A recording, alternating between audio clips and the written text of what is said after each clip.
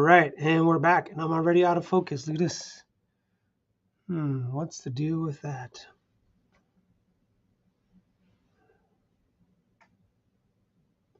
Am I in focus yet? Maybe. What a weird thing.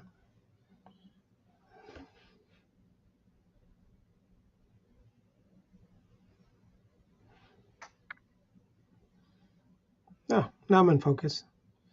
I guess this is the spot. Yeah, the center. That makes sense. All right, let me check audio. Audio check 1 2 1 2. Audio is good. Right. So it has been a year since I started doing Leftist Read-Along, and as promised, I would do it for a whole year.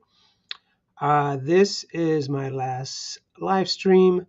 From here on, I will be taking on more creative endeavors as part of my career goals and my aspirations. But nevertheless, I will still keep reading these to myself, and hopefully people have followed along and will continue to read some to themselves as well. These are great articles. I highly recommend them, especially from a socialist, a leftist, a Marxist, a Leninist perspective, objective perspective as well. But there's plenty of content out there, so I don't need to keep doing this. What I do suggest is that you please support Liberation Network, the liberationnews.org, or support the PSL Network and the activism that they do. They do great work out there. I try to participate with them as much as possible.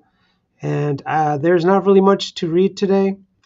There's only one article, so I'll just take my sweet time reading it. And we'll get into it.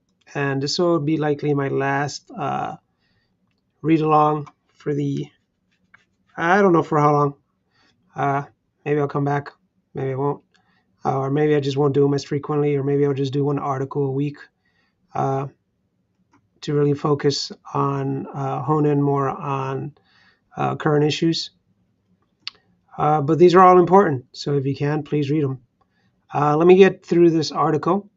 I'm curious, am I still in focus? I'm still in focus. Wow. All right, that's great. All right. Article titled, PSL Statement, We Stand with the Cuban Revolution, by the Central Committee of the Party for Socialism and Liberation, January 1st, 2025. That was yesterday. It's only a couple minutes.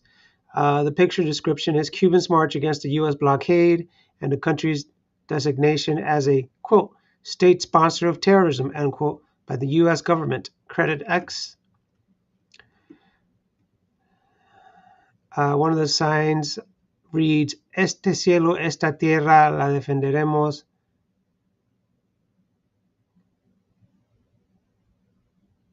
El precio que sea necesario. This heaven or this sky, this land, we will defend it no matter the cost, what is necessary. All right.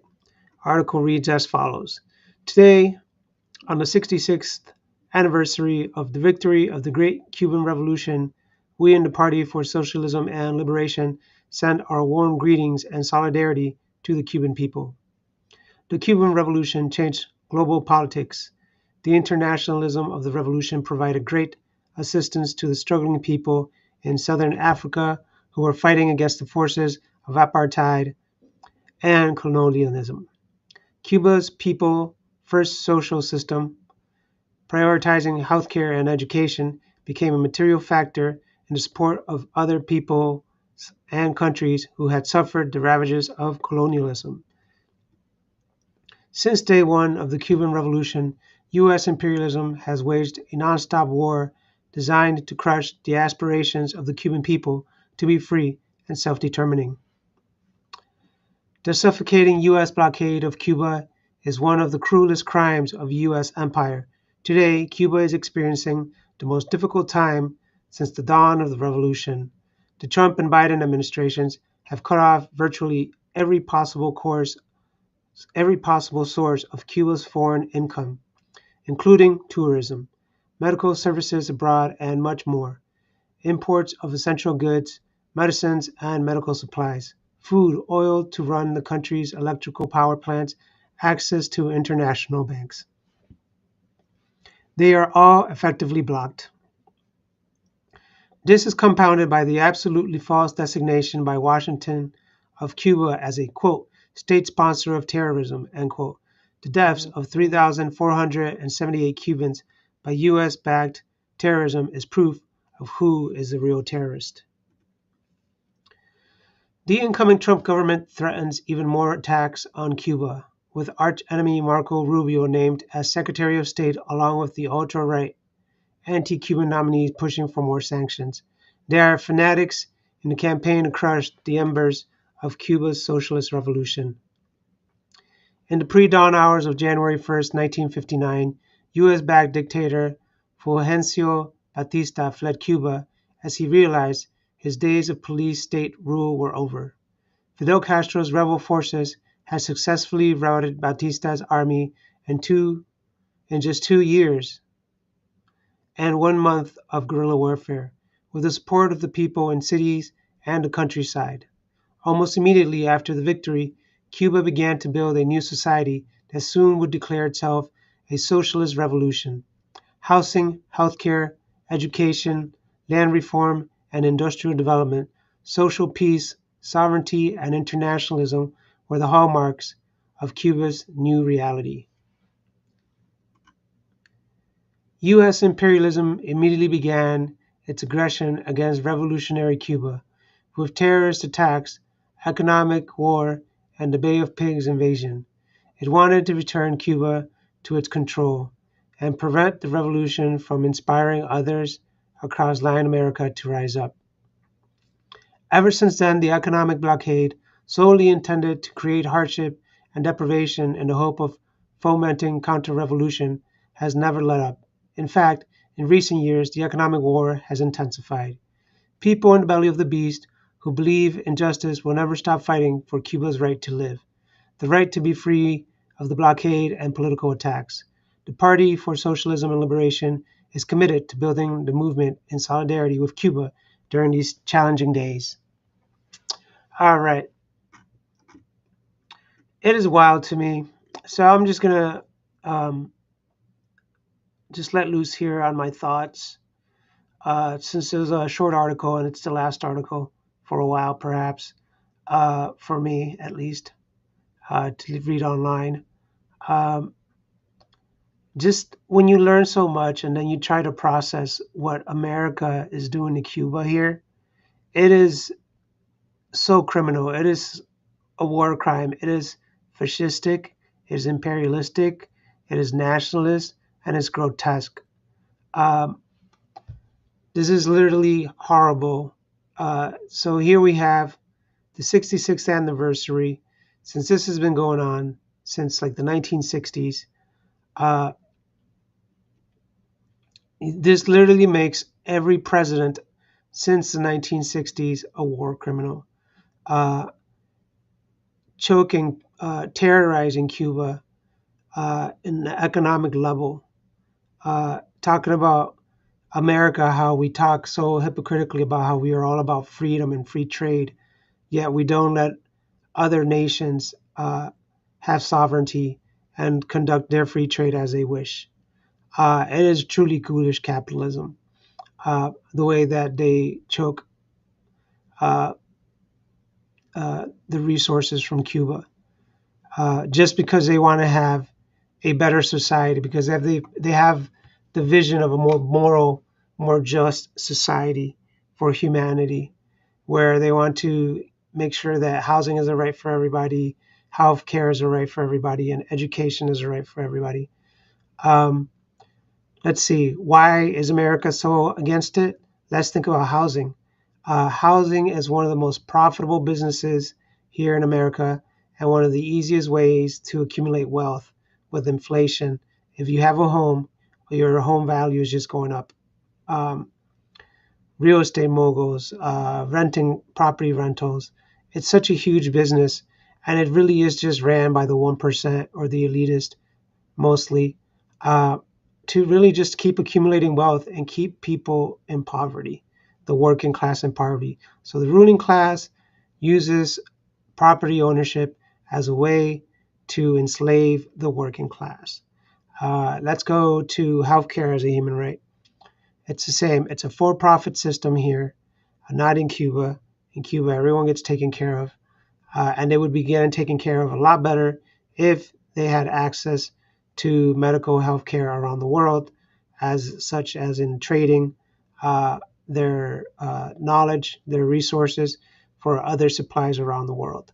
But here in America, healthcare is a huge business where insurance companies do whatever they can for the biggest profits that they can attain yearly, which means denying people actual medical services that are uh, important, that are significant, that are of priority to people.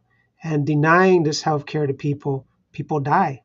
Over 60,000 Americans die every year due to lack of medical services, not because we don't have the resources, but because services denied to them. Education is one of the biggest ones. Uh, Cuba offers education to all their citizens. The illiteracy rate is one of the lowest in the world, practically none, because everyone gets an education, no matter what. Uh, Education for higher learning is also available, if not for free, at very minimal cost, minimal compared to every other place in the world. Uh, Why does America not want Cuba to thrive? Because it would set a huge precedent and a horrible example of how inhumane American capitalism and individualism really is. Here in America, just think about the way that we treat schools by districts. So schools in poor districts get less funding when it should be the opposite. They should be getting way more funding. They should be getting equal funding so that they can lift themselves up, so that kids can have proper education, proper tools, proper counseling, proper sports, right? Proper preparation for college. Instead, in poorer neighborhoods, you see some of the most dilapidated buildings, some of the worst of curriculums, and America is trying to make it a for-profit system by letting these schools go burn totally to the ground, and then saying, "See, socialism doesn't work," and starting charter schools, which are the worst because they're the most for-profit systems. They're inefficient. They sell books at higher prices because there's a corporation behind it, only making a lot of money. So when the incentive when the incentive is profit over housing, over health, over education, the people don't get the proper housing, the proper education, and the proper medical care that they deserve to have good paying jobs. So, this is one of the main reasons why America has to choke Cuba with blockades, the same with Venezuela. They can't allow for Cuba to show that that it can thrive the way it is. They won't allow it. They tried it with Vietnam. That's why they carpet bombed Vietnam with napalm for years, for over a decade. And Vietnam succeeded. They are thriving in their own way now, even though their lands are totally devastated. And Americans should be up there picking up those landmines, by the way, since they dropped the landmines on Vietnam. The same in North and South Korea. Uh, America should be out there picking up the landmines, not Koreans. Um, so this is just a great example of how horrible a capitalist system really is, because it's driven by capital gains, by profit margins, and not by what is really good for the people. Don't forget that in America, the ruling class, the corporations, pay, lobby, and manipulate the government politicians to make the rules that will benefit them and not the working class. So that is called a kleptocracy, which is the opposite of, per se, a country where the government is actually in control of the corporations, which would be actual democracy. Uh, Not a true democracy, per se, but to tell people that what they have in America is a democracy is total nonsense, is a total farce, and it's really just pulling the wool over the sheep here in America. The working class really needs to wake up and realize that what we have here is not democracy. And the division that the ruling class causes because of your lifestyle preferences or because of your ethics or whatever, or your wherever you land on the political spectrum is total nonsense. Trust me, millionaires and billionaires don't get into politics to serve the working class people. They get into politics to get richer. And that's what they do. They divide and conquer. Um, so that is my analysis of this article and in general of capitalism here in America. Uh, a lot of people like to say socialism doesn't work. I'd like to say socialism does work. It even works here in America when it's properly funded and efficiently funded. What really doesn't work is capitalism because, like every other empire before America, capitalism, feudalism, imperialism, lordships have not worked. Uh, so it is time for people to wake up and realize that when socialists and leftists talk about seizing the means, we're talking about seizing the means for the working class, for the average Joe, for the hardworking American, for people making under 200,000 a year. Trust me, if you're making up to 200,000 a year, you're still pretty average. You can still go bankrupt in a matter of weeks or days based on medical conditions or just really bad luck.